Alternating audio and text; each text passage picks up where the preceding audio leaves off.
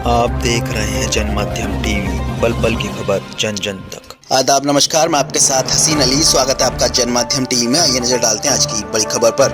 बड़ी खबर मेरठ से है। बसपा सुप्रीमो मायावती कई वर्ष बाद मेरठ की क्रांतिकारी धरती से जनता को संबोधित करने पहुंची। हापुड़ रोड पर उन्होंने मन से जनता को संबोधित किया। उन्होंने कहा कि यदि जनता ने मौका दिया तो वेस्ट यूपी को अलग राज्य बनाने के लिए कार्य करेंगे और मेरठ में हाईकोर्ट बेंच की स्थापना का प्रयास किया जाएगा। बसपा सुप्रीमो मायावती की रैली के लिए सुबह से ही लोगों का पहुंचना शुरू हो गया था। हाजी याकूब कुरैशी भी रैली में पहुंचे। शमसुद्दीन राइन और देवव्रत त्यागी के मंच पर मौजूद रहे। बसपा मुखिया एवं पूर्व सीएम मायावती अलीपुर में बसपा प्रत्याशी देवव्रत त्यागी की चुनावी सभा को संबोधित कर वोट करने की अपील की। इस बार लोकसभा चुनाव में यह मेरठ में उनकी पहली जनसभा थी। मायावती कई वर्ष बाद मेरठ में जनसभा करने पहुंची। उन्होंने मंच से कहा, भाजपा और कांग्रेस पर जमकर निशाना साधा तो वहीं मौका मिलने पर वेस्ट यूपी को अलग राज्य बनाने की भी बात कही। देखिए खास खबर। कोई भी पुरानी एवं नई चल रही नाटकबाजी, जुमलेबाजी व गारंटी आदि काम में आने वाली नहीं है, क्योंकि अब देश की जनता काफी हद तक इस बात को समझ चुकी है कि इनकी पार्टी ने अब तक देश के विशेषकर गरीबों, कमजोर तबकों, मध्यम वर्गीय एवं अन्य मेहनतकश लोगों को जो इन्हें अच्छे दिन दिखाने के असंख्य प्रलोभन भरे वायदे किए हैं तथा अनेकों हवाई व कागजी गारंटी आदि भी दी है, तो उनका जमीनी हकीकत में अभी तक इन्होंने लगभग 1/4 हिस्सा भी कार्य पूरा नहीं किया है, बल्कि इसके स्थान पर इनका ज़्यादातर समय व ताकत भी यहाँ इनके अपने चहेते रहे बड़े बड़े पूंजीपतियों एवं धन्ना सेठों को ही ज़्यादा से ज़्यादा मालामाल व धनवान आदि बनाने में तथा उन्हें हर स्तर पर छूट देने व बचाने में ही लग रही है, जिनके अधिकांश आर्थिक सहयोग से ही ये पार्टी व अन्य पार्टियां भी अपना संगठन चलाती हैं तथा चुनाव आदि भी लड़ाती हैं, जिसका काफी कुछ खुलासा बॉन्ड की आई रिपोर्ट से भी हो जाता है।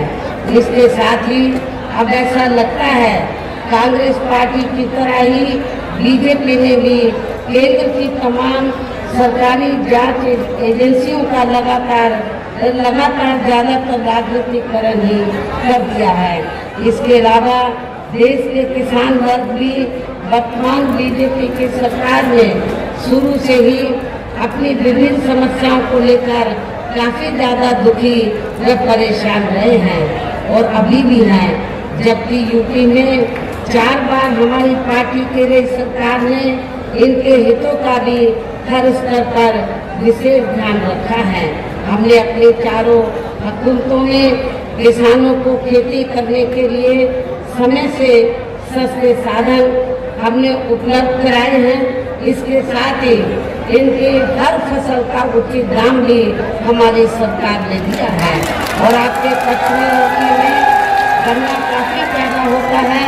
गन्ना किसानों को हमने पूर्व की रही सरकारों और वर्तमान सरकार की तुलना में हमने काफी बढ़ा चढ़ा के दाम गन्ना किसानों को दिया है। इतना ही नहीं बल्कि केंद्र में पूर्व की रही कांग्रेसी सरकार की तरह ही वर्तमान भाजपा सरकार में भी इनकी जातिवादी, हीन, सांप्रदायिक एवं पूंजीवादी सोच व नीतियों के चलते ही पूरे देश में सर्व समाज में से खासकर गरीबों, दलितों, आदिवासियों, पिछड़े वर्गों, मुस्लिम एवं अन्य धार्मिक अल्पसंख्यक समाज के लोगों का भी पूर्ण रूप से विकास व उत्थान आदि नहीं हो सका है। और इस संदर्भ में वैसे आप लोगों को ये मालूम है कि पूरे देश में यहाँ दलितों, आदिवासियों एवं अन्य पिछड़े वर्गों का सरकारी नौकरियों में वर्षों से अधूरा पड़ा आरक्षण का कोटा भी अभी तक भी पूरा नहीं भरा गया है। विशेषकर SC व ST वर्गों के सरकारी कर्मचारियों का पदोन्नति में आरक्षण भी अब काफी हद तक प्रभावहीन ही बना दिया गया है। और मैं SC/ST वर्गों के कर्मचारियों को यहाँ ये भी बताना चाहती हूँ कि जब यूपी में समाजवादी पार्टी के नेतृत्व में सरकार थी तो इस सरकार ने SC/ST वर्गों के सरकारी कर्मचारियों का पदोन्नति में आरक्षण बिल्कुल ही खत्म कर दिया था। क्या SC/ST के कर्मचारी वर्ग या इस वर्ग के जो लोग हैं कि ऐसी पार्टी को एक भी वोट देकर अपना खराब करेंगे? जो पार्टी आपके आरक्षण को खत्म करने के लिए पूरे जी जान से लगी हुई है और वो तो सत्ता नहीं चाहती है, SC/ST काफी हद तक भरोसा हो गया है कि पिछली बार की तरह इस बार भी आप लोग अपने प्रदेश से यह लोकसभा चुनाव में अपनी पार्टी का बेहतर रिजल्ट जरूर लाएंगे।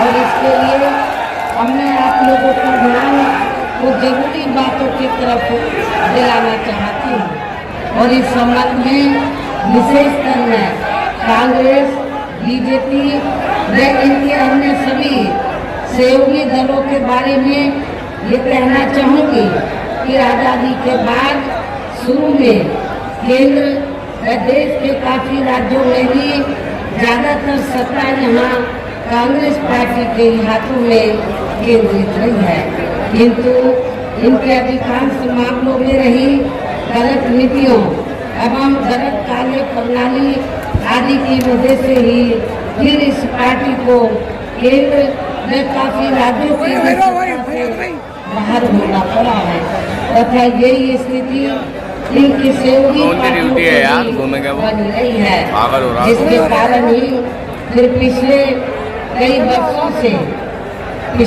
वर्षों से यहाँ BJP व इनके सहयोगी दल केंद्र एवं काफी राज्यों की भी सत्ता में काबिज हो गए हैं, लेकिन